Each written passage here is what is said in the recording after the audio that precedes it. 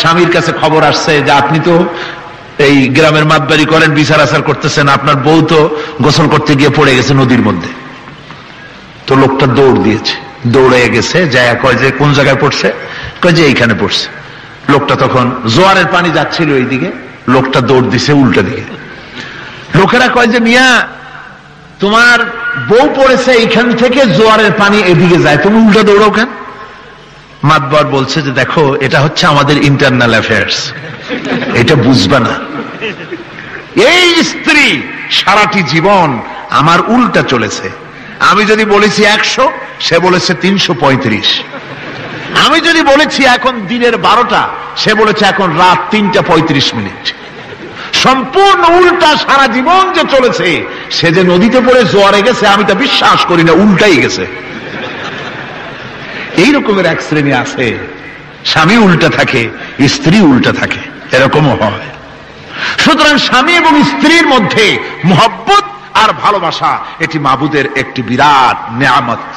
বিজ্ঞান কেবলমাত্র বারান্দায় গেছে, চাঁদে যাইতে এখনো সূর্যে যেতে পারে নাই, মঙ্গলে যেতে পারে নাই, গ্যালাক্সিতে যেতে পারে নাই, মিল্কি ওয়েতে যেতে পারে নাই, আকাশেও যেতে পারে নাই। আর তোমার আমার রাসূল 2,32,000 মাইল দূরের চাঁদ নয়, 9,30,00,000 মাইল দূরের সূর্য নয়, সহস্র সহস্র কোটি মাইল দূরের মঙ্গল গ্রহ সৌর জগৎ পার হয়ে 7 আকাশ পাড়ি দিয়ে আর সে আজিমে পৌঁছে গেছেন।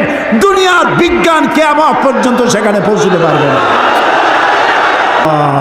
আল্লাহ আল্লাহ আল্লাহ, তিনি আমাদের স্রষ্টা, তিনি আমাদের রব, তিনি আমাদের মালিক, তিনি আমাদের খালেক, তিনি আমাদের রাজ্জাক।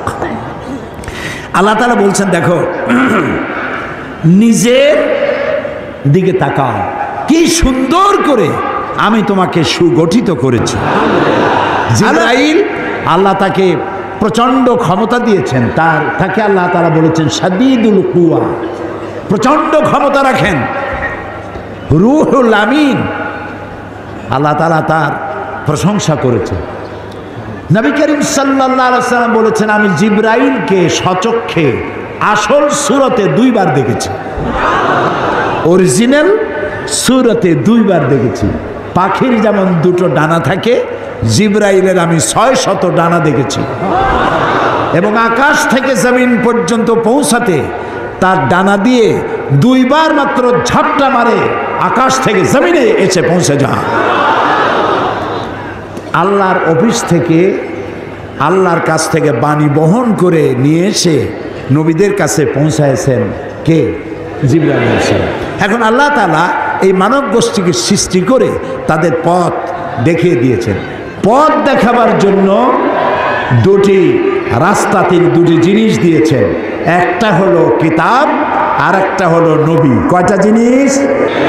একটা হলো নবী আর একটা হলো কিতাব। এখন যদি শুধু নবী আসতেন, কিতাব দেওয়া না হতো, তাহলে জনগণ নবীকেই আল্লাহ বানায় ফেলতো। ঈসা আলাইহিস সালাম রে আল্লাহ বানাইছে না, তারা আল্লাহর ছেলে বানাইছে না। ওয়াকালাতিন নাসারাল মাসীহ ইবনুল্লাহ, খ্রিস্টানেরা বলে মসিহ হচ্ছে আল্লাহর পুত্র, বলে নাউজুবিল্লাহ। ইহুদিরা কম যায় নাই, তারা কি বলেছে?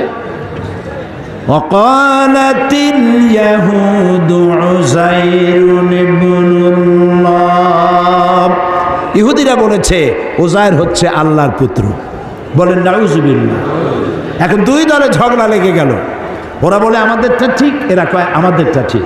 শেষ পর্যন্ত তারা একটা মীমাংসা করলো যে আমাদের সবার কথা ঠিক, উযাইরও আল্লাহর পুত্র, ঈসাও আল্লাহর পুত্র, আর আমরা হলাম আল্লাহর নাতি। নাহনু আবনাউল্লাহ, আমরাও আল্লাহর নাতিপুতি। এবং আল্লাহ আমাদেরকে অত্যন্ত ভালোবাসেন। আমরা যত মদ খাই আর যত পাপ করি না কেন, কিয়ামতের দিন আল্লাহ আমাদেরকে জাহান্নামে দিবেন না। যদি কোনো বেশি গুনার কারণে জাহান্নামে তিনি যদি দেনও, লান তামাসসানান নার ইল্লা আইয়ামান মাদুদা, যদি আল্লাহ আমাদেরকে জাহান্নামে ফেলেনও তো কোনো রকম করে এইভাবে একটু জাহান্নামে থুইয়া একটা স্যাক দিয়ে উঠাই নিয়ে আসবে, বেশি সময় আমাকে দোজখে ফালায় রাখবেন। তাহলে আল্লাহ তাআলা আমাদের প্রতি ইহসান করেছেন, একদিকে দিয়েছেন নবী আর একদিকে দিয়েছেন কিতাব। আমি বলেছি যদি কিতাব না দিয়ে শুধু নবী দিতেন মানুষেরা তাহলে নবীদেরকেই আল্লাহ বানায় ফেলতো, আর যদি নবী না দিয়া শুধু কিতাব দিতেন তাহলে মাঝিহারা নৌকার মতো সমুদ্রের উত্তাল তরঙ্গের মধ্যে ডুবে মরে যেত সব। এই জন্য আল্লাহ নবীও দিয়েছেন, কিতাবও দিয়েছেন, যেন কিতাব অনুযায়ী জাতিকে তারা পরিচালিত করতে পারে। আমরা যদি সঠিক রাস্তার উপরে চলতে চাই তাহলে আমাদেরকে এদিক ওদিক গেলে চলবে না, কোরআন অনুযায়ী জীবন চালাইতে হবে, তাহলেই আমরা মঞ্জিলে মকসুদে পৌঁছতে পারবো ইনশাআল্লাহ। আলোচনা করতেছিলাম কোন সূরা মনে আছে তো? আসুন শয়তানের ওয়াসওয়াসা থেকে পানা তো চেয়ে নি। বিসমিল্লাহ পড়া বাধ্যতামূলক নয়, কিন্তু আউযুবিল্লাহ পড়া বাধ্যতামূলক, কারণ শয়তান আপনারে কোরআন বুঝতে দিতে চায়। ইল্লা তাযকিরাতান লিমান ইয়াখশা তানজিলাম মিম্মান খালাকাল আরদা ওয়াস সামাওয়াতিল উলা। আলহামদুলিল্লাহ, এটা যে আল্লাহর বাণী তা শুনলেই বোঝা যায়। বলেন সুবহানাল্লাহ। যারা মক্কা শরীফে গেছেন, যাদের টাকা পয়সা আছে, আমি তাদেরকে বলি হলিডে করতে ব্যাংকক, সিঙ্গাপুর, আমেরিকা, লন্ডন কোনো লাভ নাই। যে পয়সা করে যদি বেশি থাকে হলিডে করতে গেলে মক্কা শরীফ যাবেন রমজান মাসে, শুনবেন তেলাওয়াত শেখ আব্দুর রহমান আস-সুদাইস, সৌদ আশ-শুরাইন, আব্দুর রহমান আল হুজাইফি, আব্দুল্লাহ আল জেহানি যখন তেলাওয়াত করে তারাবির নামাজে মনে হয় যেন কোরআন নাজিল হচ্ছে। সুবহানাল্লাহ। কোরআন এর থেকে মজার জিনিস পৃথিবীতে আর নাই। আল্লাহ তাআলা বলছেন তাহা, হে নবী, মা আনসালনা আলাইকাল কুরআন লিতাশকা, এ কোরআন আপনার উপরের জন্য নাজিল করি নাই যে কোরআন আপনাকে কষ্ট দেবে। এটা ইল্লা তাযকিরা, এটা হচ্ছে নসিহত, উপদেশ। এটা হচ্ছে এমন উপদেশ, এই উপদেশ যে গ্রহণ করবে কে? লিমান ইয়াখশা, যে তার রবকে ভয় করে, আল্লাহকে ভয় করে যদি, তাহলে এই কোরআন তাকে উপদেশ দেবে এবং এই কোরআনের ওসিলায় দুনিয়া ও আখিরাতে সে শান্তি লাভ করবে। গতকাল আমি আলোচনা শেষ করতে পারি নাই। গতকালকের আলোচনা ছিল the scientific miracles in the holy Quran, কোরআনের মুজিজা, বিজ্ঞানময় মুজিজা গতকালকের আলোচনা ছিল। সেখানে সৌরজগৎ সৃষ্টি, পৃথিবী সৃষ্টি, পানিচক্র, এরপরে উদ্ভিদ বিজ্ঞান, প্রাণী বিজ্ঞান ইত্যাদি সম্পর্কে গতকাল আলোচনা করেছিলাম। আজকে গতকাল যেটা বাকি ছিল বলতে, সেটা আজকে বলা হবে। সেটা হলো মানব সৃষ্টি রহস্য। এই মানব সৃষ্টি রহস্য সম্পর্কে ডারউইন বলেছেন যে মানুষ তো মানুষ না, তো মানুষ কি? মানুষ হলো বানর। শুনছেন আপনারা? থিওরি অফ ইভলিউশন, বিবর্তনবাদ, এরা হলো মানুষ ছিল বান্দর। তো এই বান্দর আস্তে আস্তে গায়ের পশম পড়ে গেছে, একদিন পাছা থেকে লেজও খসে পড়েছে, সেদিন থেকে মডার্ন মানুষ হয়েছে, লেজবিহীন মানুষ। কিন্তু এখানে 25,000 বছরের একটি মিসিং লিঙ্ক হয়ে গিয়েছে। ডারউইন সাহেব বলতে পারেন নাই লেজটা খসলো কোন বছরের কোন মাসে, এটা বলতে পারেন না। কোনো জিনিসের সাথে কোনো জিনিসের সিমিলারিটি থাকলে এটা ওঠার পূর্বপুরুষ, তা কি করে বলা যায়? যেমন পাবদা মাছ দেখতে বোয়াল মাছের মতো। বগুড়ায় পাবদা মাছ পাওয়া যায় কিনা? দেখতে বোয়ালের মতো না? তো কোনো পাগল বলে নাকি যে পাবদাগুলি পুঁটি খাইয়া খাইয়া আস্তে আস্তে বোয়াল হয়ে গেছে একদিন? আচ্ছা, বগুড়ায় ছোট ছোট শোল মাছের ছোট সাইজ যেটা, ওটার কি বলে? হাতি, টাকি, টাকি মাছ। এই যে টাকি মাছ দেখে কেউ বলে যে টাকিগুলো ভিটামিন, প্রোটিন, ক্যালসিয়াম এইসব খাইয়ে খাইয়া শৌলে পরিণত হয়ে গেছে, কেউ বলে? বলেন। কোন পাগল কেমনে কইল যে বান্দর দেখতে মানুষের মতো, চোখ আছে, মুখ আছে, বান্দরামি করে বেশি, এইটা হলো বান্দর, হলো মানুষের পূর্বপুরুষ। আচ্ছা, মেনে নিলাম এক সেকেন্ডের জন্য মানুষের পূর্বপুরুষ ছিল বানর, এক সেকেন্ডের জন্য মানলাম। তো বানরের প্রজাতি তো বিলুপ্ত হয়ে যায়নি পৃথিবী থেকে, আছে না বানর এখনো? তাও কথা কই আছে। তো এই বানরগুলি জঙ্গলে গিয়ে কেউ কি দেখেছেন হাত পাগুলো মানুষের মতো কেবল হয়ে উঠছে, বুক পর্যন্ত মানুষের মতো হয়ে গেছে, আরো কিছুদিন ভালো করে খাওয়াইলে তাড়াতাড়ি করে মানুষ হয়ে যাবে, এরকম হয়েছে? হয় না, কিয়ামত পর্যন্ত হবে না। যারা বলে মানুষ এসেছে বান্দর থেকে, হতে পারে ওরাই, ওদের মাতামহ বানর, ওদের পিতামহ ওরাং ওটাং অথবা শিম্পাজি, আমাদেরটা না, আমাদেরটা, আমরা হচ্ছি মানুষ। আর আল্লাহ বান্দরের থেকে মানুষ বানাবে? আল্লাহ তাআলা তার কি ক্ষমতার অভাব আছে? বান্দরের থেকে তিনি মানুষ বানাবেন কেন? মানুষ তিনি তৈরি করেছেন। সর্বপ্রথম মানুষের নাম কি? আদম আলাইহিস সালাম। এবং তার থেকে তিনি তৈরি করলেন হযরতে হাওয়া আলাইহাস সালাম। দর্শনের টিচার, দর্শন নিয়ে যারা লেখাপড়া বেশি করে, ইতিহাস পড়ে জানা যায় যে সাহিত্যিক আর দার্শনিক এদের মধ্য থেকেই নাস্তিক হয় বেশি। দর্শন বুঝতে বুঝতে শেষ পর্যন্ত বুদ্ধিজীবী হয়ে যায়, আর এত বড় বুদ্ধিজীবী হয় শেষে মাথায় চুলও থাকে না। প্রিয় ভাই সব, এবার আসেন মানুষকে আল্লাহ কি দিয়ে তৈরি করলেন, মানব সৃষ্টি রহস্য সম্পর্কে আল্লাহ তাআলা কি বলেন? আল্লাহ তাআলা কোরআনে কারিমে বলেন, ফালইয়ানজুরিল ইনসানু মিম্মা খুলিকা মিম্মা ইন দাফিকি ইয়াখরুজু মিন বাইনিস সুলবি ওয়াত তারাইব। আল্লাহ তাআলা বলছেন, ফালইয়ানজুরিল ইনসান মিম্মা খুলিক। মানুষ কি চিন্তা করে না যে তাকে কিভাবে বানানো হয়েছে, তোমাকে কেমনে সৃষ্টি করেছি? খুলিকা মিন মাইন দাফিক, সবেগে নির্গত পানি দিয়ে তোমাকে সৃষ্টি করা হয়েছে, যা ইয়াখরুজু মিন বাইনিস সুলবি ওয়াত তারাইব, যা পিতার পৃষ্ঠদেশ এবং মায়ের বক্ষপিঞ্জর থেকে তৈরি হয়।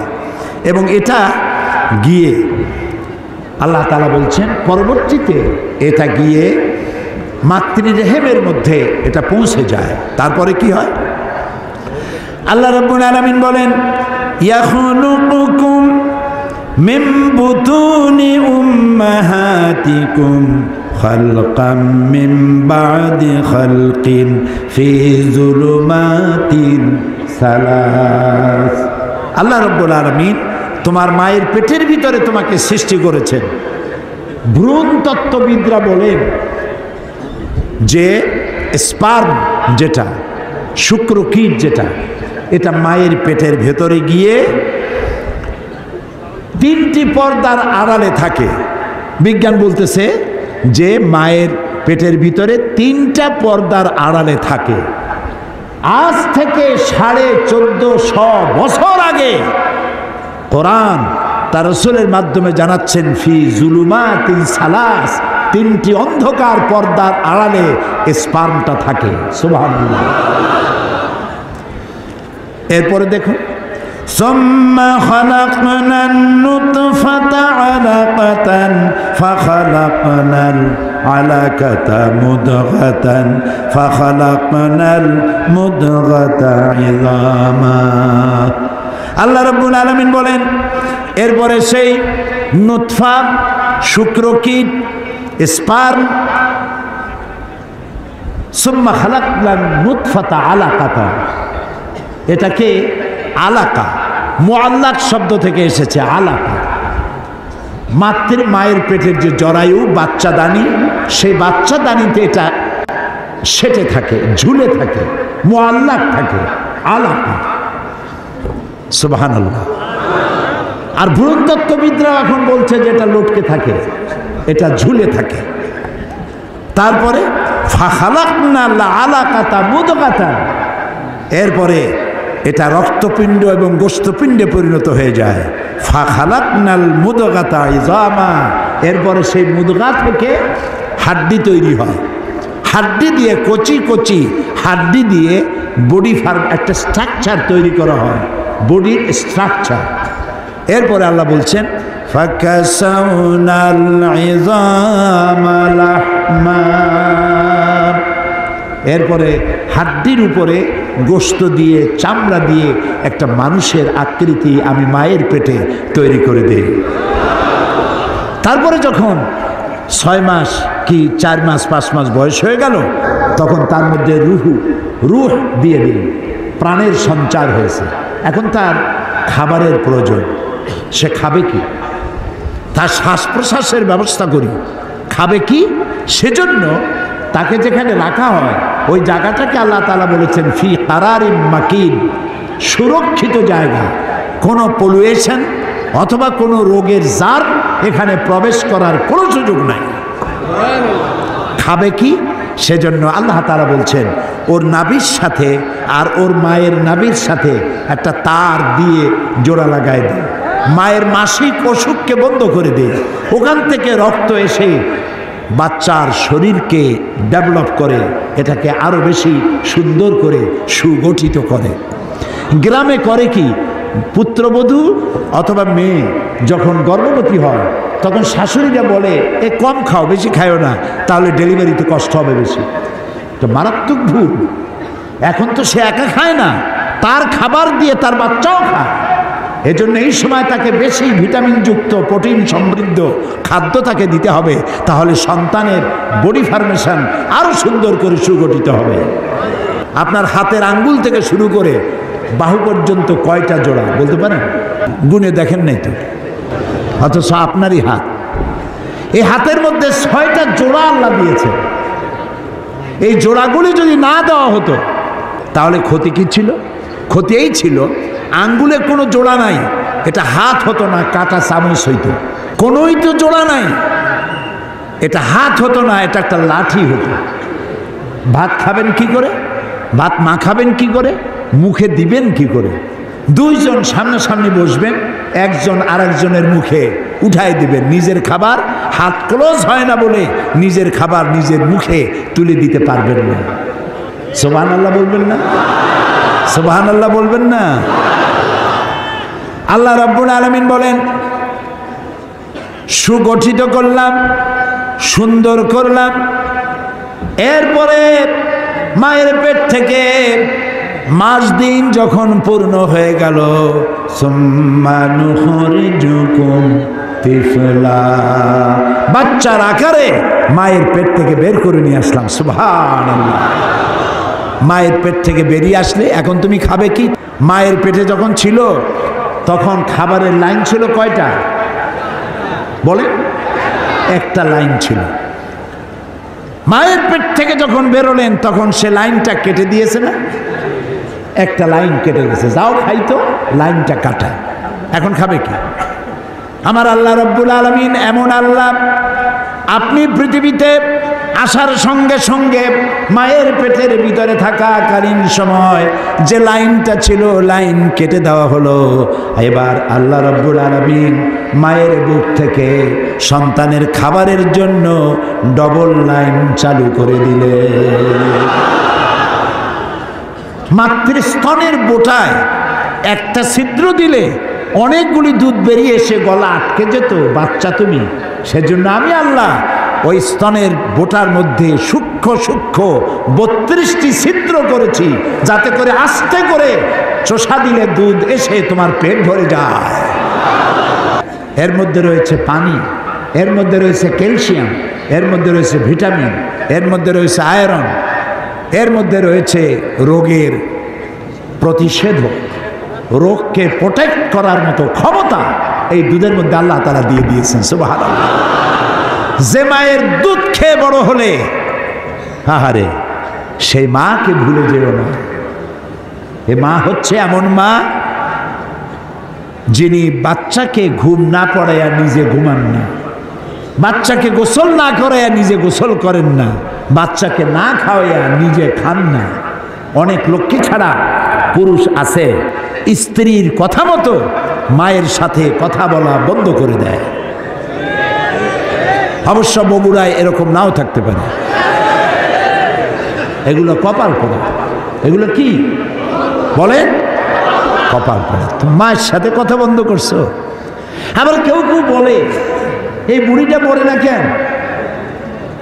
ইন্না লিল্লাহি ওয়া ইন্না ইলাইহি রাজিউন। মায়েরে মরতে কও।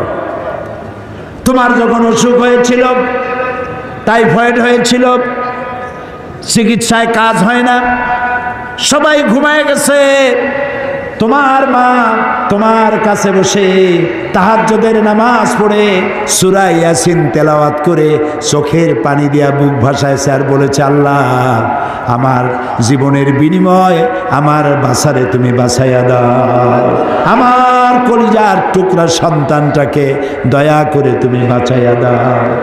যে মা গভীর রাত্রে তোমার জন্য নিজের জীবনের বিনিময় বাঁচার জন্য দোয়া করলেন, সেই মাকে বলো বুড়ি মরে না কেন? নাউজুবিল্লাহ, নাউজুবিল্লাহ। প্রিয় ভাই সব, মা হচ্ছে একটা অক্ষর মা। আহারে, একটা অক্ষর মা। মনে হয় সারা দুনিয়ার সব মধু আল্লাহ একটা অক্ষরের মধ্যে ঢুকাই দিয়েছে, মা। এজন্য কবি বলেছেন, বিদেশে বিরাজ্যে যার পুত্র মারা যায়, পশু পাখি না জানিতে আগে জানে মা। মায়ের কলিজায় টান লেগে যায়, সহ্য করতে পারে না। সুতরাং মায়ের জন্য আল্লাহ তাআলা দোয়া করতে বলেছেন, আমার কাছে দোয়া করো। কে দোয়া শুকাইছে? মা বাপের জন্য আমার কাছে দোয়া করো। আল্লাহ তাআলা বলেছেন, ওয়াকাদা রাব্বুকা আল্লা তা'বুদু ইল্লা ইয়াহু ওয়া বিল ওয়ালিদাইনি ইহসানা। তোমার রবের পক্ষ থেকে চূড়ান্ত সিদ্ধান্ত হয়ে গেছে, আমি আল্লাহর ইবাদত করার পর তোমার মা বাপের খেদমত করবে। সুবহানাল্লাহ। ওয়াকুল লাহুমা কাওলান কারীমা। আর মা বাপের সাথে অসম্মানজনক কথা কখনো বলবে না, মা বাপরে ধমক দিবে না, চোখ মোটা করবে না। অনেক ছেলেপেলে আছে মা বাপ মারে পর্যন্ত। চোখ মোটা করে তাকাও কার দিকে? আল্লাহ ইচ্ছে করলে তোমাকে অন্ধ বানায় দিতে পারে। এটা বেয়াদবি করার জায়গা নয়। তোমার মা যদি দুশ্চরিত্রাও হয়, তুমি তাকে ধমক দিতে পারো না। তোমার মা যদি মুশরিক হয়, কাফের হয়, তাও তুমি তাকে ধমক দিতে পারবে না। মায়ের মতো আদর করতে হবে, যত্ন করতে হবে, তার সেবা করতে হবে, তার কাছে দোয়া চাইতে হবে। তোমার জান্নাত তোমার মায়ের পায়ের তলে। সুবহানাল্লাহ। আল্লাহ রাব্বুল আলামিন দোয়া শিখাইছেন, বান্দারে তোর মা বাবার জন্য আমার কাছে দোয়া কর।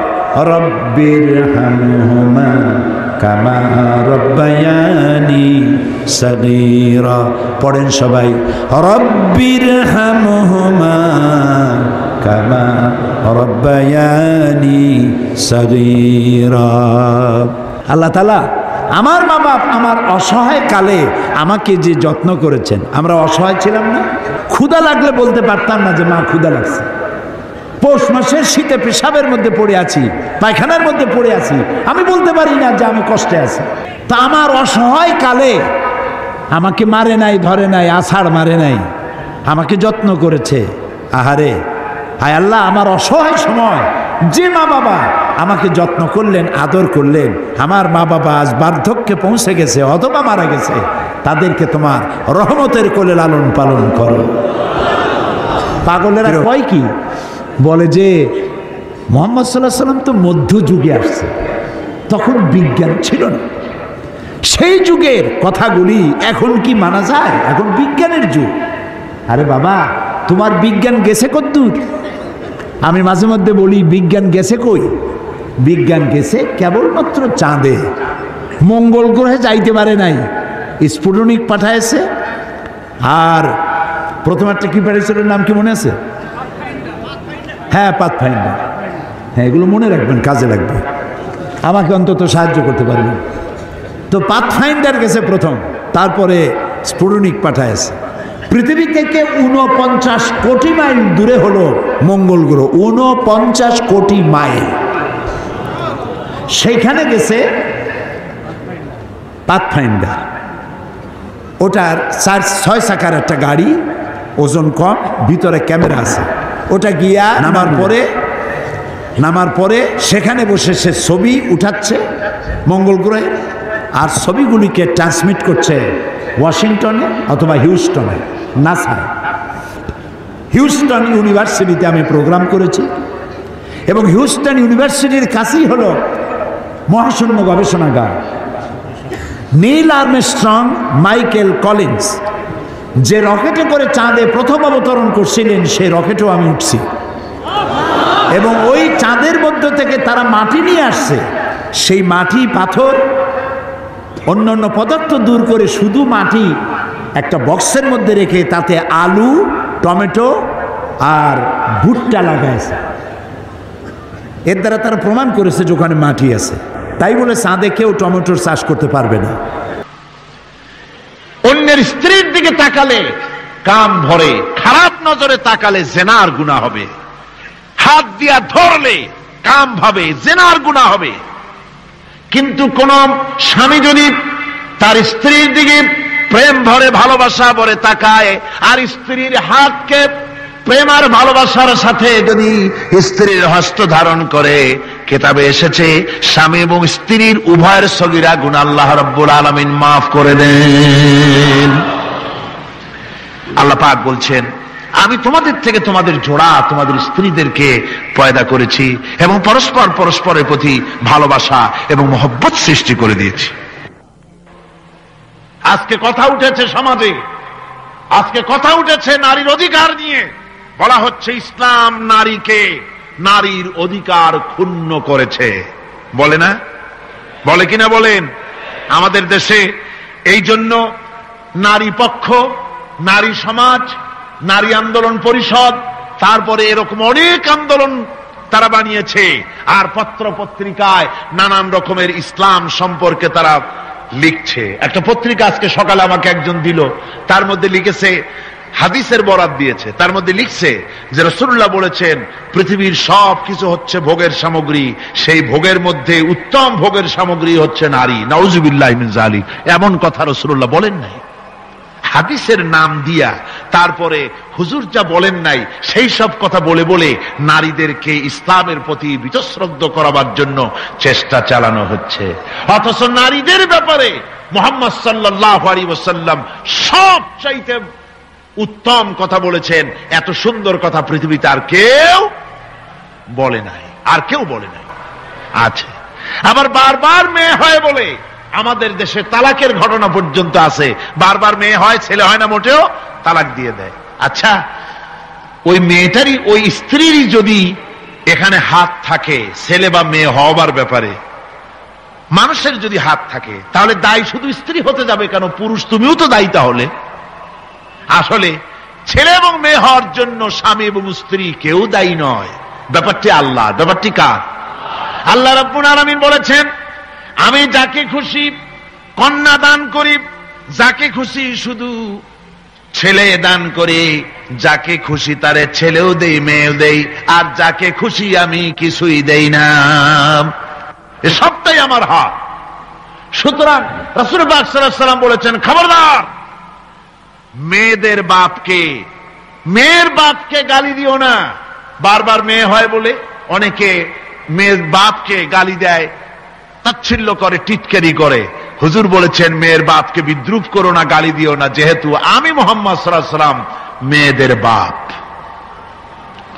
রাসূল পাক সাল্লাল্লাহু আলাইহি ওয়াসাল্লাম বলেছেন, যে ঘরে একটা কন্যা সন্তান জন্মগ্রহণ করে, যে ঘরের ভিতরে একটি কন্যা সন্তান জন্মগ্রহণ করে, ওই ঘরের ভিতরে আল্লাহ রাব্বুল আলামিনের রহমতের ফেরেশতা ঢুকে সালাম দেয় আর বলে, আসসালামু আলাইকুম ইয়া আহলাল বাইত, হে ঘরের মালিকেরা, তোমাদের উপরে আল্লাহর রহমত বর্ষিত হোক।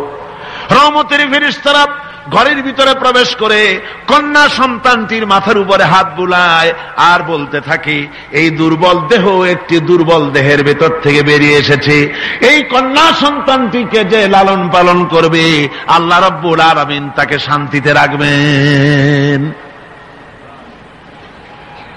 রাসূল পাক সাল্লাল্লাহু আলাইহি ওয়াসাল্লামের কাছে একজন এসে বলছে, ইয়া রাসূলুল্লাহ, আমার এক মেয়ে। হুজুর কয়, তোমার এক বেহেশত। আর একজন বলল, হুজুর আমার দুই মেয়ে। কয়, তোমার দুই বেহেশত। এরকম হাদিস আছে নাকি যে একজনে বললো আমার এক ছেলে আর হুজুর বলছেন তোমার এক বেহেশত? আছে এমন?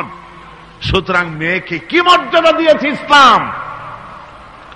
রাসূলুল্লাহ বললেন, যার তিনটি মেয়ে আছে আর ওই তিনটি মেয়েকে আদব শিক্ষা দিয়েছে, তারবিয়াত শিক্ষা দিয়েছে, দ্বীন শিক্ষা দিয়েছে, স্নেহ করে স্নেহ দিয়ে লালন পালন করেছে, তারপরে সৎ পাত্রস্থ করেছে, ওই মেয়ের লালন পালনকারী মাতা পিতা আর আমি মুহাম্মদ সাল্লাল্লাহু আলাইহি ওয়াসাল্লাম কিয়ামতের দিন একই জান্নাতে পাশাপাশি অবস্থান করব।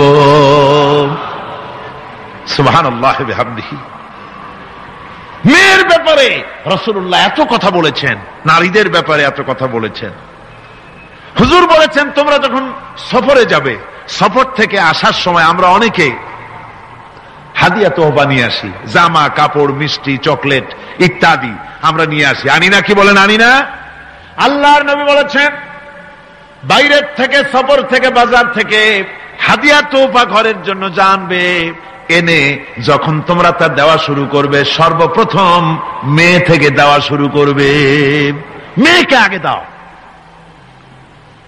হুজুর সাল্লাল্লাহু আলাইহি ওয়াসাল্লাম তার কলিজার টুকরা মেয়ে ফাতেমাকে মহব্বত করতেন, এত মহব্বত করতেন, কোন দিকে যাওয়ার আগে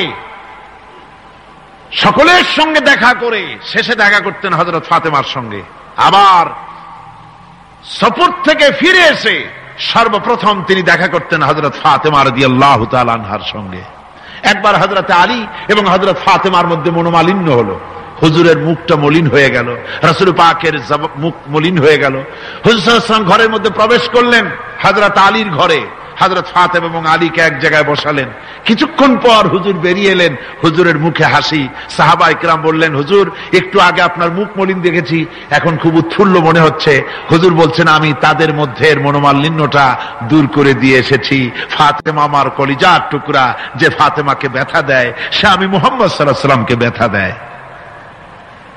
রাসূল পাক সাল্লাল্লাহু আলাইহি ওয়াসাল্লাম কন্যাদেরকে এভাবে মর্যাদার কথা বলেছেন। স্বামী স্ত্রীর দাম্পত্য জীবনের এই দৃশ্য কতখানি উপভোগ্য, সুবহানাল্লাহি ওয়া বিহামদিহি। এই জন্য স্বামী স্ত্রীর ভিতরে যে মুহাব্বত, এটা বেহেশতি অবদান, এটা জান্নাতের অবদান, এটা আল্লাহর নিয়ামত। এটা কি ধরে কোন? আল্লাহর নিয়ামত। এই নিয়ামত যে ঘরের মধ্যে আছে সে ঘরটা বেহেশত, সে ঘরটা কি? বেহেশত।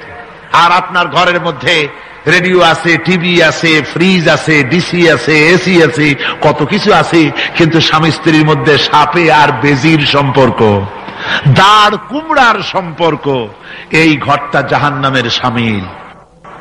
আছে না এক পদের স্ত্রী? স্বামীও আছে এরকম এক পদের স্বামী আছে, সমানে পিটায় মেয়ে লোক, পিটাইতেই থাকে। বুঝলেন?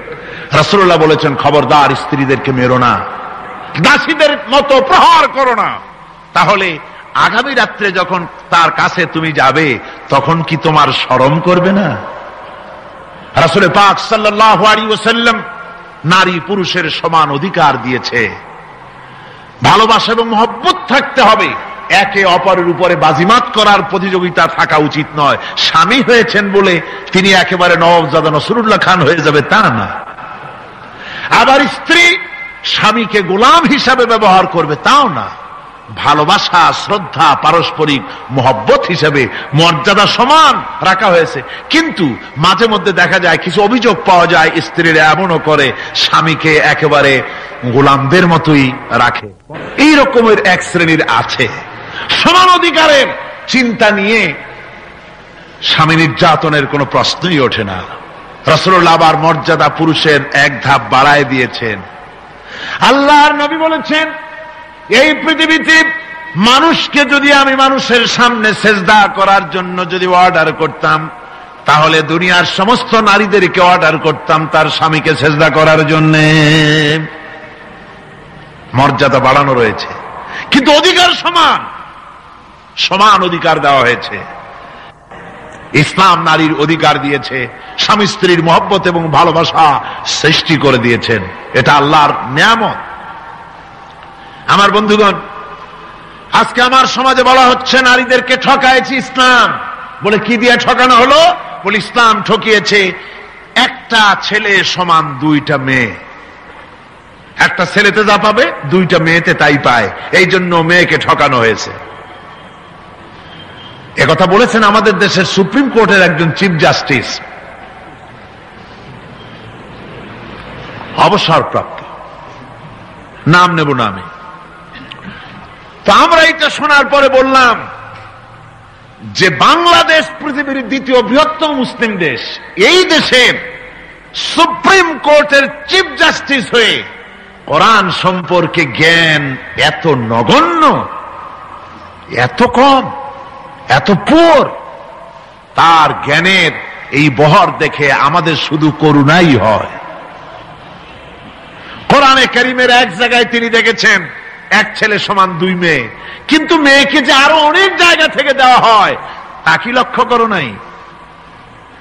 ছেলে তো এক জায়গায় পিতার কাছ থেকে বোনের ডাবল পেল, বোনের তুলনায় বেশি পেল এক জায়গায়, কিন্তু বোনকে মেয়েকে অনেক জায়গা থেকে আল্লাহ দেওয়ার ব্যবস্থা করেছেন। এই মেয়ে লোকটি পিতার কাছ থেকে পাবে, স্বামীর কাছ থেকে পাবে, ছেলের কাছ থেকে পাবে, ভাইয়ের কাছ থেকে পাবে, মায়ের কাছ থেকে পাবে, 5 জায়গা থেকে পাওয়ার ব্যবস্থা আল্লাহ তাকে করে দিয়েছেন। জোরে বলেন সুবহানাল্লাহ। 5 জায়গা থেকে তার পাওয়ার ব্যবস্থা আছে। এক জায়গায় একটু ছেলেকে বেশি দিয়েছে, দেখি তার চোখ কালা হয়ে গেছে, আল্লাহর উপরে কমেন্ট করতেছে নাউযুবিল্লাহি মিন যালিক। নারীকে ইসলাম সবচাইতে বেশি অধিকার দিয়ে তাকে প্রতিষ্ঠিত করেছে, সবচাইতে বেশি অধিকার তার, সব জায়গায় তাকে প্রতিষ্ঠিত করা হয়েছে। নারীদেরকে মহারণা দেওয়া ফরজ করে দেওয়া হয়েছে। নামাজ রোজা যেমন ফরজ, মহারণা দেওয়া তেমন কি? সেই মহারণা আজকাল বাঁধা হয়, বিশেষ করে রাজধানীতে, শহর সমূহে মহারণা বাঁধে। যত বেশি টাকা ততই সুনাম নাকি হয়। সেই জন্য জিজ্ঞেস করা হয় মেয়ের বিয়েতে মহারণা কত হলো? কয় মহারণা হচ্ছে 5,73,793 টাকা 75 পয়সা। বাবা, আদায় করে না কিন্তু মোটেও, ফাঁকি দেওয়ার ব্যবস্থা সব। সোনা দিলাম এত, খাওয়াইলাম এত, বাকি সব ইদিক সেদিক।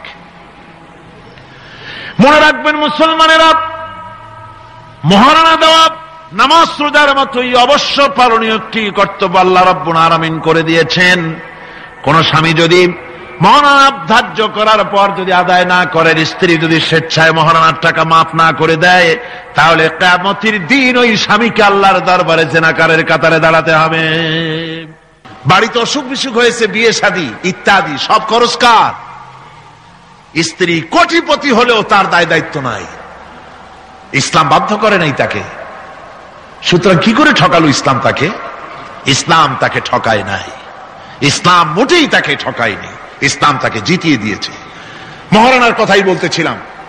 আজকের সমাজে যে মহারণা ছিল পুরুষকে দিতে হবে, সেই মহারণা এখন দিতে হয় কন্যা পক্ষকে। বলেন ঠিক কিনা? কন্যা পক্ষকে দিতে হচ্ছে কিনা মহারণা?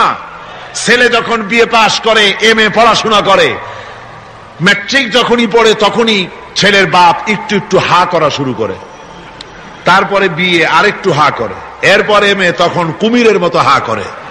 যত খরচ হয়েছে ছেলেকে MA পাশ করাইতে, তা সুদে আর আসলে আদায় করে নেবে কন্যা পক্ষের কাছ থেকে। বিবাহের সময় বলে আমার ছেলে বিয়ে পাস, MA পাস, হ্যান ত্যান দিছেন দেখ, সুতরাং এই ছেলের বিয়েতে আমার ছেলেকে কি দিতে হবে? রঙিন টেলিভিশন, এসব তো কোনো ব্যাপার স্যাপার না, ওটা তো দিতেই হবে, ডিসেন্টিনাও দেওয়া লাগবে সেই সাথে। তারপরে বাড়ি দিতে হবে, গাড়ি দিতে হবে, গুলশানে বাড়ি দিতে হবে, আবুধাবিতে চাকরি দিতে হবে, 5 লক্ষ টাকা ক্যাশ দিতে হবে।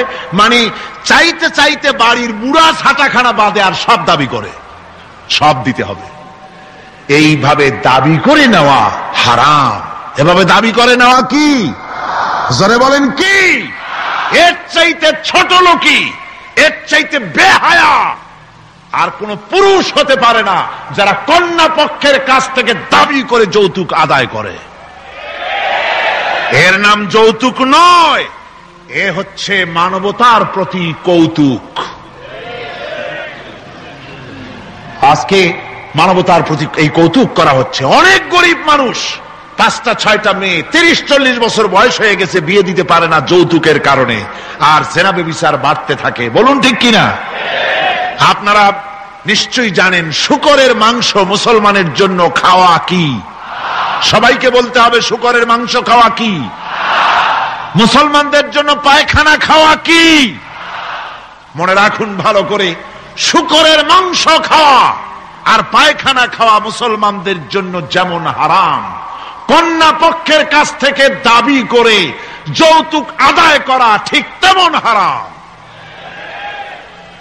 আমি আজকের এই বিশাল জনতাকে জিজ্ঞেস করি, আপনারা যারা সন্তানের পিতা আছেন, ছেলের বাপ, এই মাহফিলে যারা আছেন, কন্যা পক্ষের কাছ থেকে যৌতুক নামক শূকরের মাংস আর পায়খানা খাবেন না, রাজি আছেন? কারা কারা রাজি? দুহাত উঁচু করে দেখান, হাত উঁচু করে রাখেন, হাত উঁচু করে রাখেন। আলহামদুলিল্লাহ। হাত নামান, হাত নামান, হাত নামান। অনেক ছোট ছোট ছেলেরাও হাত তুলেছে। আমি বলছিলাম যে ছেলের পিতারা হাত তুলবে, কিন্তু তুলছে বাচ্চারাও, অসুবিধা নাই।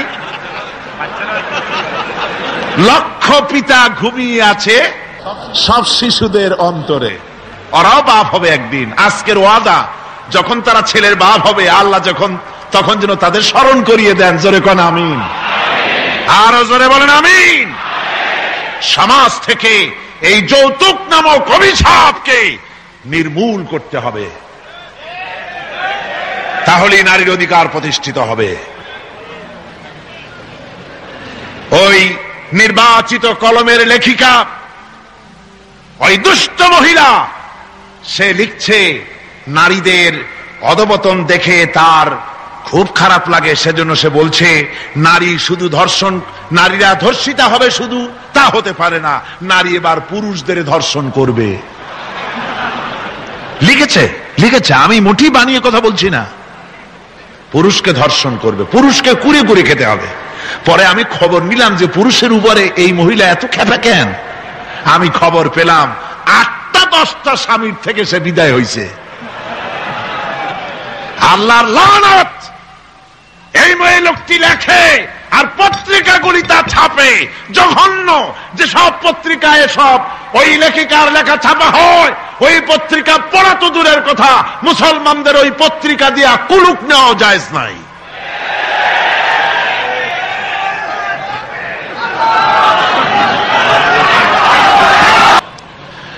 বধূ হিসাবে নারীর মর্যাদা দিলেন আল্লাহর নবী।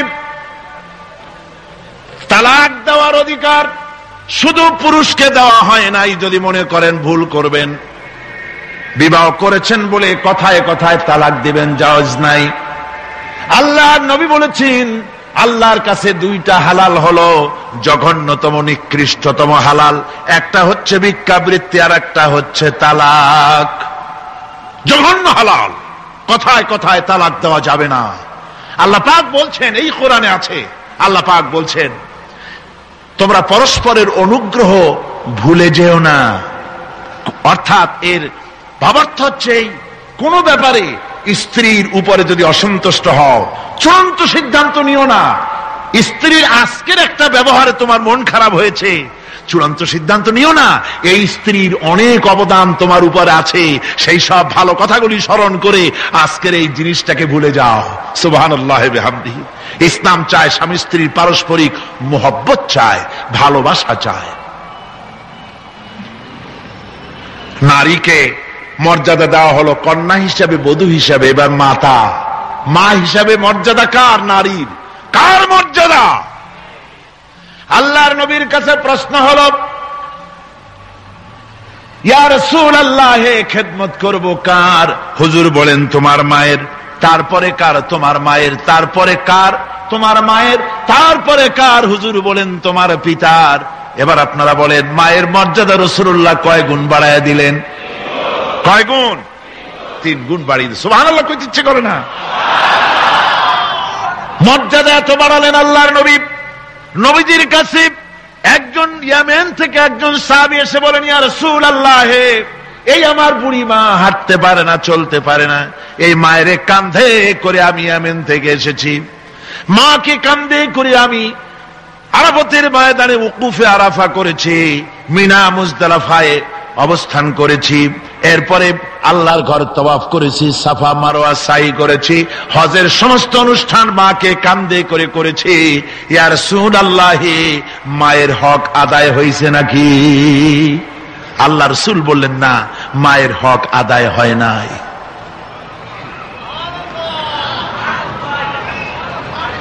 বুকের চামড়া দিয়ে মা সন্তান যদি মায়ের পায়ের জুতা তৈরি করে দেয়, 1 ফোঁটা দুধের হক আদায় হবে না। এমন সময় তোমার ছিল যখন তুমি গলা শুকিয়ে যাচ্ছে, কথা বলতে পারো না, তোমার ভাষা কান্না। ভাষা কি? ছোট্ট শিশু, ভাষা তার কান্না। ক্ষুধা লেগেছে বলতে পারে না, পিপাসা লেগেছে বলতে পারে না। ওই বাচ্চা যখন কাঁদতে থাকে, মায়ের কলিজার সঙ্গী স্নেহের তার জোড়ানো আছে, মায়ের কলিজায় আঘাত লেগে যায়। মায়ের হাতে যত কাজ থাকুক না কেন, সমস্ত কাজ ফেলে রেখে বাচ্চাটাকে কোলের সাথে জড়াইয়া দুধটা মুখের মধ্যে দিয়ে দেয়। বাচ্চা যখন দুধে চোষা মারে, একটা ফোঁটা যখন গলার মধ্যে চলে গেল, একটা মৃত্যু মানুষ কি জিন্দা করে দিতে পারলে যে সওয়াব হতো, আল্লাহ রাব্বুল আলামিন ওই সব মায়ের আমলনামায় লিখে দেন। মা হচ্ছে সবচেয়ে বড় পীর। মা বাপ সন্তানের কাছে সবচেয়ে বড় পীর কে? কিন্তু আমার দেশের লোকেরা তা বোঝে না। আমার দেশের লোকেরা পীর সাহেবের সামনে কমলা লেবু, আঙ্গুর, বেদানা, বেল, তাল সবগুলো নিয়ে হাজির করে দেয়, কদমবুসি করে। আর কোথায় পাইছে এই কদমবুসি আমার বুঝে আসে না। বুড়া বুড়া মানুষ পীর সাহেবের কদমবুসি করে। পীর সাহেবের বাপের বয়সী তাও কদমবুসি করে, পীর সাহেব নিষেধও করে না। এরকম পীরও আছে। পাও একখান বাড়াই দিয়ে রাখে যাতে করে কদমবুসি করতে পারে সবাই। বিশ্বাস করুন, রাসূলুল্লাহর কোন সহিহ হাদিস দিয়ে প্রমাণিত নয় যে এই কদমবুসি সহিহ বা সিদ্ধ, এটা প্রমাণিত নয়। এটা হিন্দুদের থেকে এসেছে। আমার বন্ধুগণ, কদমবুসি করতেই যদি হয়, মায়ের পায়ের উপরে হাত রেখে সেই হাতে চুমা খাও, সুবহানাল্লাহ পড়েন। বাপের পায়ের উপরে হাত রেখে সেই হাতে চুমা খাও, ফায়দা হবে। মা বাপের দোয়া বেশি কবুল। কার দোয়া বেশি কবুল? মা বাপের দোয়া কবুল। কোরআন শরীফে, হাদিস শরীফে কোথাও নাই যে পীর সাহেব, মাওলানা সাহেব দোয়া করলে তা কবুল হবেই। 50-50 হতেও পারে, নাও হতে পারে।